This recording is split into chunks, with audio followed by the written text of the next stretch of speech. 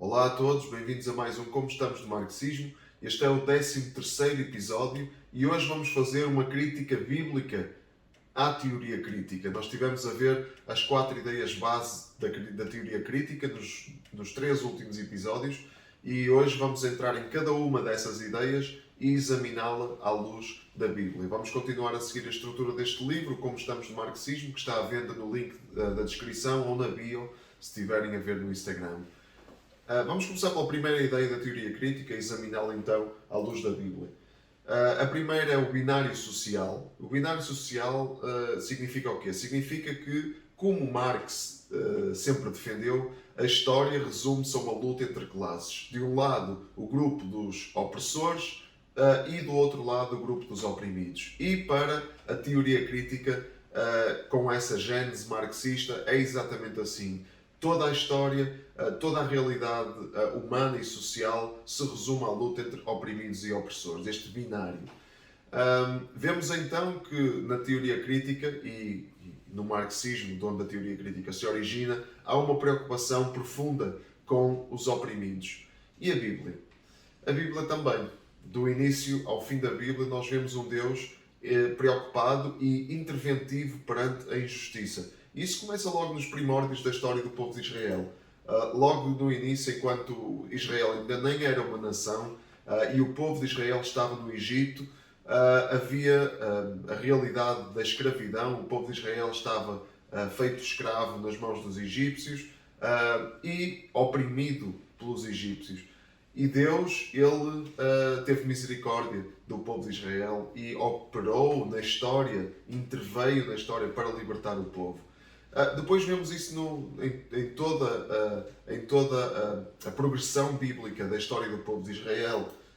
Nos profetas nós vemos vez após vez uma denúncia especificamente dos ricos que acumulavam cada vez mais, que viviam em mansões e palácios. O profeta Amós, por exemplo, mas há inúmeros exemplos de profetas que denunciam estas práticas, estes estilos de vida opulentos e que criavam um regime de opressão.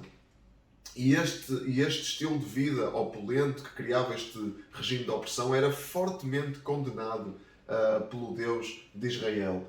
E, só para dar um exemplo do Novo Testamento, Jesus, nenhum melhor exemplo do que este, Jesus diz que aqueles que se dizem seus seguidores só o são efetivamente se atenderem ao sofrimento dos oprimidos. Jesus identifica-se com aqueles que eram oprimidos. Jesus disse, eu tive sede e não me destes de beber, tive fome e não me destes de comer, estive doente e não me visitaste. E as pessoas perguntaram, mas então, quando é que nós te vimos com fome? Os discípulos perguntaram, quando te vimos com fome? Quando é que te vimos com sede? E Jesus disse, sempre que um dos pequeninos esteve nesta condição e vocês o visitaram, é como se o tivessem feito a mim. E quando não o visitaram, é como se tivessem ignorado a minha pessoa. Então, há esta identificação profunda de Jesus com os oprimidos. Então, se esta preocupação com os oprimidos e com a injustiça é comum entre a teoria crítica e a Bíblia, então qual é o problema? Será que há algum problema com a teoria crítica? E esse problema vem do facto da teoria crítica só ver a divisão na superfície. Não aborda a condição fundamental do ser humano. A teoria crítica vê a superfície, vê o que está a acontecer na superfície, grupos opressores a oprimirem grupos oprimidos.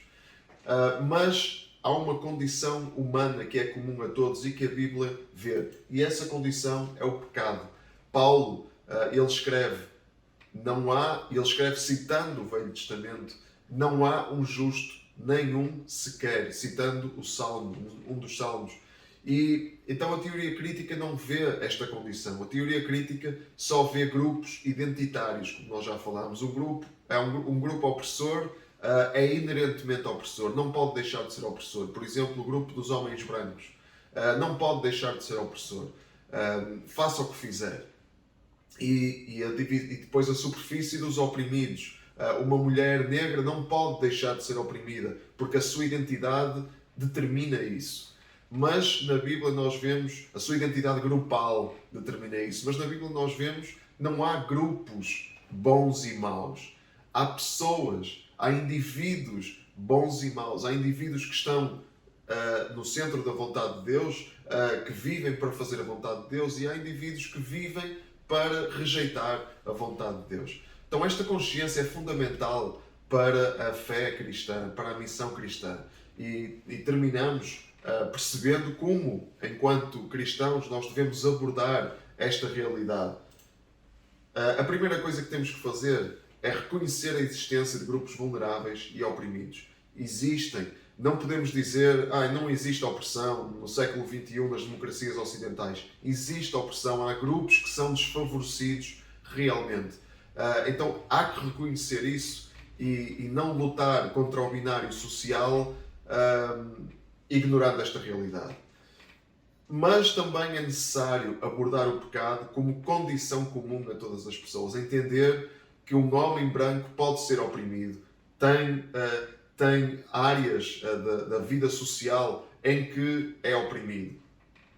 E que uma mulher negra, não é por ser mulher negra que nunca poderá vir a ser a exercer a opressão. Pode. Porque há uma condição comum a todos os seres humanos, que é o pecado, e que os leva a oprimir, que os leva a enveredar por caminhos de injustiça. E isso tem que estar sempre presente. Para já ficamos por aqui. No próximo episódio vamos examinar a segunda ideia base da teoria crítica à luz da Bíblia. Para já ficamos então por aqui. Não se esqueçam, fiquem ligados e vivam com Cristo no centro.